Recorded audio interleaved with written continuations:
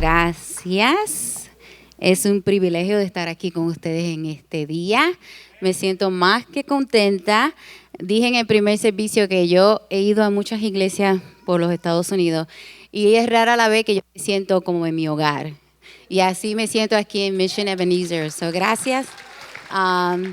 Mi nombre completo es Wandalí Vargas. Yo soy de una isla muy hermosa llamada Puerto Rico. Pero yo he vivido casi toda mi vida en Chicago. Y hoy voy a compartir un mensaje con ustedes. Yo primero supe de World Vision por primera vez cuando alguien de World Vision vino a la iglesia de nosotros y nos preguntó si nos asociaríamos con World Vision para recaudar fondos para agua potable. Como haríamos eso sería corriendo el maratón de Chicago. Y si ustedes no saben lo que es un maratón son correr 26.1 millas. Y para algunos que no saben de millas, son 42 kilómetros. En ese momento nunca había corrido más de 4 millas en mi vida. Pero había algo de ese desafío que algo me tocó y lo tuve que hacer. Y lo que no sabía es que era en menos de un año, yo iba a ser parte de World Vision en menos de un año. Pero lo que pasó fue que cuando yo escuchaba más de World Vision y aprendía sobre World Vision y su misión de dar vida y vida en abundancia a los niños vulnerables de todo el mundo, yo sabía que yo quería ser parte de esta organización.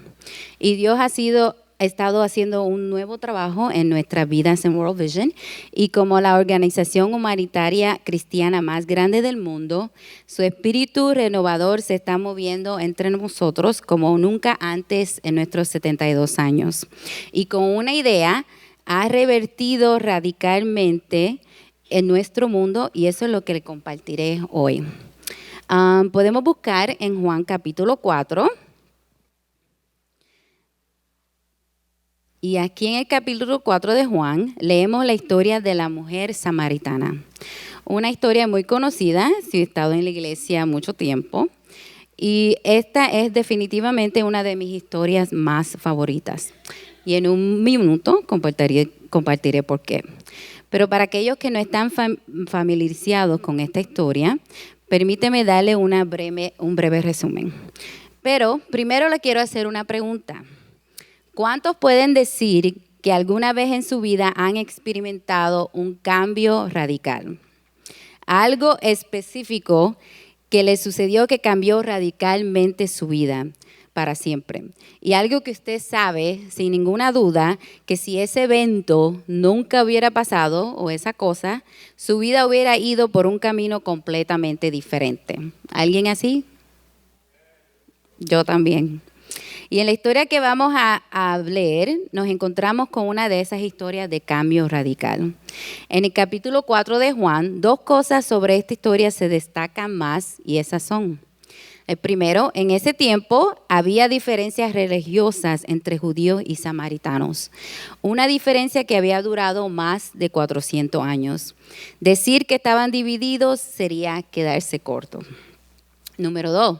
Los hombres judíos, específicamente los rabinos o maestros jubinos, no hablaban con las mujeres en público, ni siquiera con sus propias esposas o hijas. Sin embargo, con todo eso, veamos lo que dice aquí en los versículos 3 y 4. En el versículo 3 dice, salió de Judea y se fue otra vez a Galilea. Se suponía que Jesús debía dirigirse directamente a Galilea. No se suponía que debía hacer ninguna parada. Pero cuando leemos en el versículo 4 dice, y le era necesario pasar por Samaria. No sé si ustedes son como yo y esa frase, y le era necesario, le llama la atención, pero a mí esa frase me intriga y a la misma vez me emociona. ¿Por qué? Porque Jesús podría haber dicho que quería pasar por Samaria, pero no, dijo que le era necesario, lo cual significa que Jesús se desvió o se salió de su ruta para encontrar a esta mujer. Él se desvió para encontrarla a ella. Jesús el Mesías, le dejó saber a ella en ese día que él la veía, que él la conocía, que ella no era olvidada, que ella tenía valor.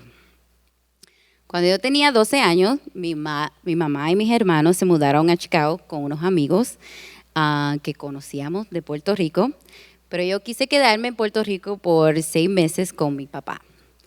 Pues después de 6 meses, después de mi graduación de sexto grado, yo fui a vivir con mi mamá y mis hermanos en Chicago. Y en los primeros días de yo estar en Chicago, todo lo que yo escuchaba de mis amigos era que los domingos viajaban en autobuses escolares a Hammond, Indiana, que es otro estado que queda como a 40 minutos de Chicago. Y ellos viajaban con otros niños del vecindario y en el camino los trabajadores de los autobuses le daban sándwiches, cantaban canciones y los llevaban a la iglesia. Pues así, esa misma semana que yo llegué, fui a la iglesia con ellos y, perdón, me perdí. Okay, esto lo hacían por todas las áreas de Chicago, iban a buscar a los niños y en los autobuses cantaban canciones y los llevaban a la iglesia. Pues, y mi segunda semana de asistir a la iglesia con ellos, a la iglesia de Indiana, como ellos le dicen, el capitán del autobús me hizo la pregunta más importante que alguien me había hecho en mi vida hasta ese momento. Me preguntó, si tú murieras hoy, ¿sabrías si vas al cielo? Pero por supuesto yo dije que no. Y en ese mismo momento en el autobús, de camino a la iglesia, él me presentó a Cristo. Y si eso fuera el final de la historia, sería maravilloso, pero no, ese no fue el final. El mismo año, al final de verano, cuando estábamos alistándonos para ir a la escuela, él volvió y me hizo otra pregunta. Y me preguntó si él pagaría mis estudios para ir a la escuela cristiana, si yo iría. Yo inmediatamente dije que sí y ese año asistí a una escuela cristiana. Ese desvío de Brother Chris que tomó cambió un cambio radical en mi vida. Yo me dirigía en una dirección y en esa decisión completamente cambió el curso de mi vida. Para ir un paso más allá, déjeme compartirle unas cosas que nunca pensé hasta que llegué a adulta. El Brother Chris, como lo le decíamos, era de Tennessee. Él solamente estaba en Indiana porque él era un estudiante de colegio bíblico. Su llamado es ser misionero a las Islas Marshall, no sé si habían escuchado de eso. Y como parte de sus requisitos del colegio, se requería que cada estudiante ofreciera su tiempo como voluntario en uno de los ministerios de la iglesia. Él eligió el ministerio de los niños de autobuses, o the bus kids, como le dicen en inglés. Brother Chris pagó por mis estudios por 5 años. Y lo que le hubiera solamente tomado 4 años a él para graduarse del colegio, le tomó 5 años, porque a veces él no pagaba sus estudios por pagar los míos. Si Brother Chris no hubiera aceptado ese llamado de Dios en su corazón de pagar mis estudios a una escuela cristiana durante todos esos años, yo puedo garantizarle 100% que yo no sería quien yo soy hoy. Y yo no sería quien soy espiritualmente, mentalmente, emocionalmente. Ese evento, como se podría decir, hizo un cambio radical en mi vida que hasta hoy en día ha tenido un gran, profundo efecto. Y le dije al principio que me encantaba esta historia de la mujer samaritana y que les haría saber por qué. Bueno, la razón por qué esta historia me resuena tanto es porque me gustaría pensar que, como yo, esta mujer probablemente se sentía olvidada, que no tenía ningún valor real, pero que después de ese encuentro con Jesús, se quedó asombrada por el resto de su vida por el hecho de que Jesús se desvió para específicamente encontrarla a ella, que él le era necesario encontrarla. Porque eso es exactamente lo que yo siento cuando yo pienso en mi historia. Dios llevó a un hombre de Tennessee a Indiana para estar en este ministerio de niños, para presentarme a Cristo, para desviarse y pagar mis estudios a una escuela cristiana por 5 años. Todo conduciendo a un cambio radical y drástico y profundo y en mi vida, al igual que la mujer samaritana.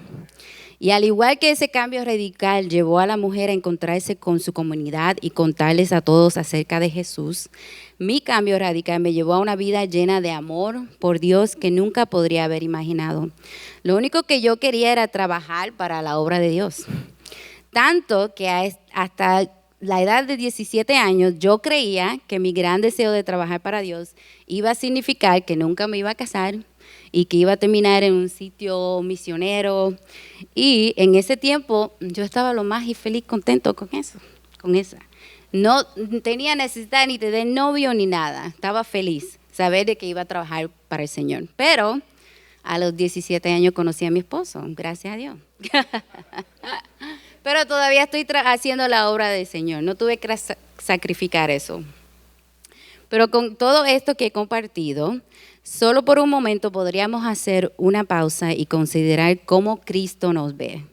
Cómo Cristo se sacrificó por nosotros. Cómo fue a la cruz por nosotros. Usted, yo, la mujer samaritana, todos nosotros. Él eligió morir por nosotros. Y probablemente ya usted sabe eso. Pero ¿cuándo fue la última vez que en verdad usted aceptó esa realidad en su corazón? Me gustaría que hiciéramos algo y todos cierren sus ojos. Y en este momento, en la privacidad de su propia mente, solo piense en las mejores formas en que usted sabe que Jesús lo ha elegido a usted. Y también quiero que piensen en todas las mentiras que han creído sobre ser olvidado, sobre no ser valorado. Y ahora, con los ojos cerrados, quiero que imaginen a Jesús sentado frente de usted, cara a cara. Vean a Jesús, mirándole a los ojos. Escúchelo decir esto: hijo, hija, yo te veo, yo te elijo, yo te amo. Por favor, deja de pensar que estás olvidado. Eres mi amado, morí por ti. Dejaría las 9,999 ovejas una y otra vez por toda la eternidad solo para estar contigo. Eres mío. ¿Okay? Pueden abrir sus ojos. ¿Vieron a Jesús? ¿Escucharon esa palabra? Cuando nosotros aceptamos este amor de Dios personalmente y en lo más profundo de nuestra alma, aceptamos el hecho de que Él nos elige a nosotros. Nosotros somos sus amados. Y en este cambio radical, Él solo nos pide una sola cosa: el paso de acción más importante que podamos dar, y es hacer lo mismo por los demás. A unirnos a Él para transmitir con alegría su amor con todo lo que tenemos, para dar ese mismo amor radicalmente hacia los demás en nuestro mundo, especialmente aquellos que están sufriendo y son los más vulnerables. ¿Sabían que Jesús habla sobre el cuidado de los pobres, los marginados, los vulnerables, más que cualquier otra cosa en su tiempo en la tierra? De hecho, la Biblia tiene más de 2,000 versículos que hablan de cómo debemos tratar a los pobres y defenderlos y pelear por justicia para los más vulnerables. Hay literalmente docenas y docenas de ejemplos en esto en la Escritura, pero un momento, solo quiero tomar uno. Y es lo más poderoso en todo, uno de los más poderosos de Mateo 25, y Jesús dice esta palabra. Si vamos a Mateo 25, versículo 34, y dice: entonces el rey dirá a los de su derecha: venid, benditos de mi Padre, heredad el reino preparado para vosotros desde la fundación del mundo. Porque tuve hambre y me diste de comer, tuve sed y me diste de beber, fui forastero y me recogiste, estuve desnudo y me cubriste, enfermo y me visitaste, en la cárcel y viniste a mí. Entonces los justos le responderán diciendo, Señor, ¿cuándo te vimos hambriento y te sustentamos, o sediento y te dimos de beber? ¿Y cuándo te vimos forastero y te recogimos, o desnudo y te cubrimos? ¿O cuándo te vimos enfermo o en la cárcel y vinimos a ti? Y respondiendo el rey les dirá, de cierto os digo que en cuanto lo hiciste a uno de estos mis hermanos más pequeños, a mí lo hiciste. Verá, el reino de Dios es uno de cambio radical. Es un reino diferente. Tan diferente que en lugar de cabalgar sobre un caballo, nuestro rey cabalga sobre un burro. En lugar de tener sirvientes, vino a servir y lavó los pies de sus discípulos. En lugar de ser rico, vivió una vida de pocos recursos, con pocas posesiones, e invitó a sus discípulos a hacer lo mismo. Nos desafió a pensar en cada cosa en esta vida de manera diferente. Cambios radicales, al igual que la mujer samaritana, al igual que yo, esos cambios siempre conducen a pasos de acción. A la mujer samaritana, sus pasos de acción fueron correr y decirle a su pueblo lo que el Señor había hecho por ella. La mía era vivir mi vida para Dios con pasión.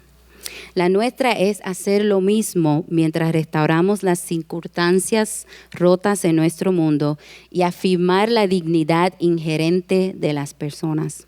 ¿Y qué significa dignidad inherente? Eso significa que no importa quién tú eres o qué título llevas o de dónde eres, tú eres digno simplemente porque eres creado en la imagen de Dios.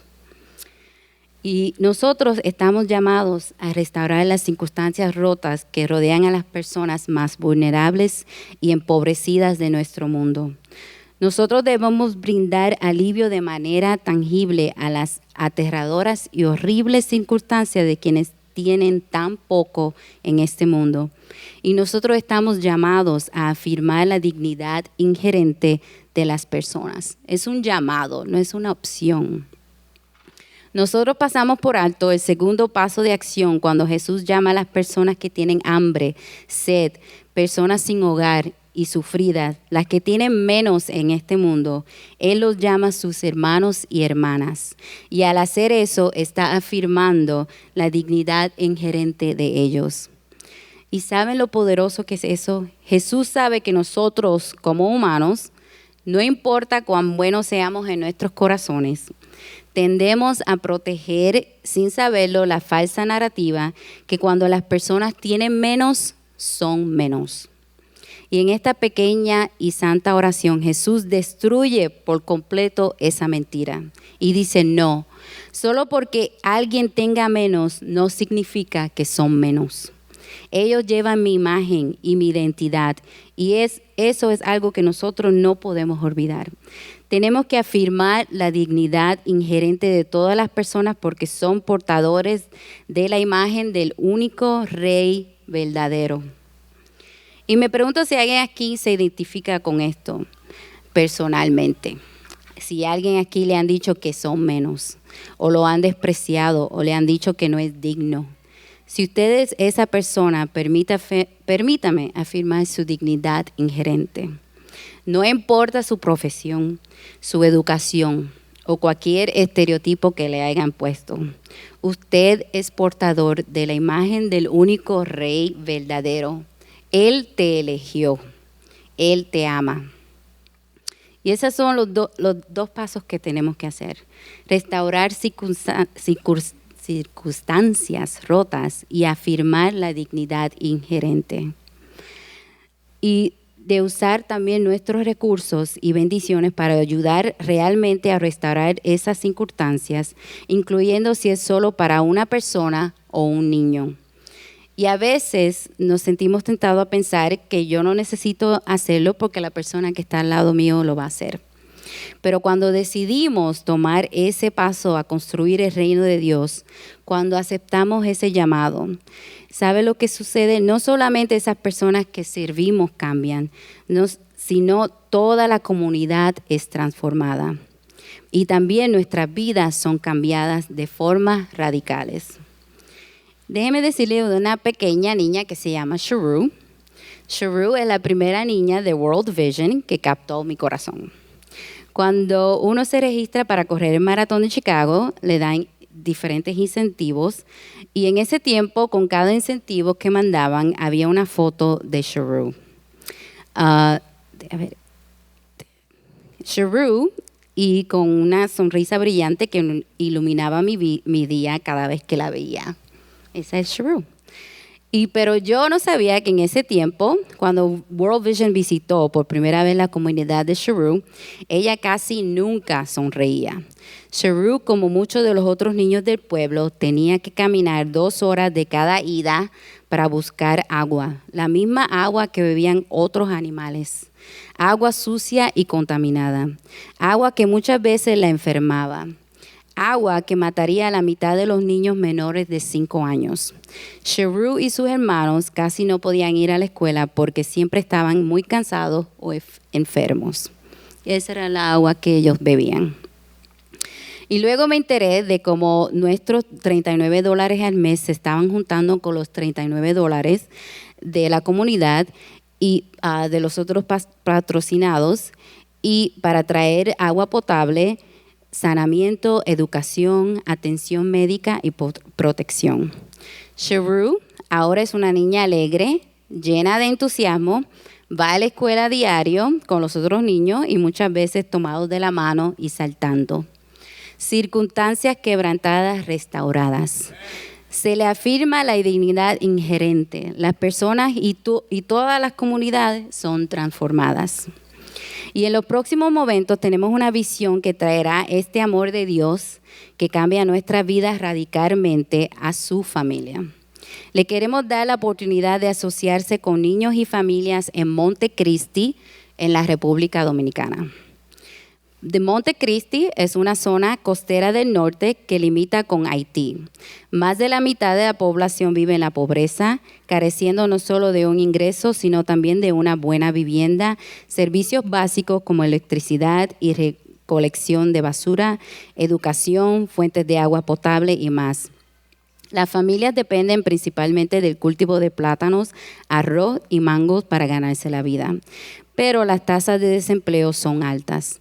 Para los niños, crecer en la pobreza como esta significa que corren un mayor riesgo de abandonar la escuela, casarse antes de la edad de adulta o ir a trabajar a una edad temprana y enfrentar situaciones de abuso. No tienen la oportunidad de experimentar una infancia completa. Casi la mitad de todos los estudiantes en el área necesitan apoyo adicional en lectura, escritura, matemáticas y otras materias. La asistencia escolar de los niños suele ser irregular y sus padres y maestros no están trabajando juntos para mejorar su educación.